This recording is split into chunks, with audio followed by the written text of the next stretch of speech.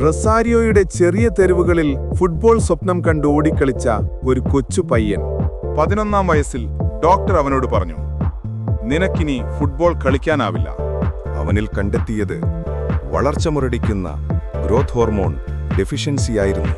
അതേ പ്രായത്തിലുള്ള കുട്ടികളെക്കാൾ വളർച്ച തീർത്തും കുറവ്. ചികിത്സയ്ക്ക് പണമില്ല.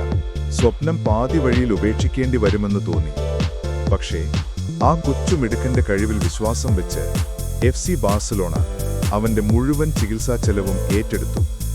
13-ാം വയസ്സിൽ അവൻ സ്പെയിനിലേക്ക് പറന്നു. എല്ലാം ഉപേക്ഷിച്ച് സ്വപ്നങ്ങളിലേക്കുള്ള യാത്ര ആരംഭിച്ചു. 17-ാം വയസ്സിൽ FC ബാഴ്സലോണയ്ക്കായി കളിച്ചുകൊണ്ട് അവൻ ലോകത്തിന് തെളിയിച്ചു, ധൈര്യം, സ്ഥിരത, വിശ്വാസം ഇവയുണ്ടെങ്കിൽ അസാധ്യമെന്നതില്ല.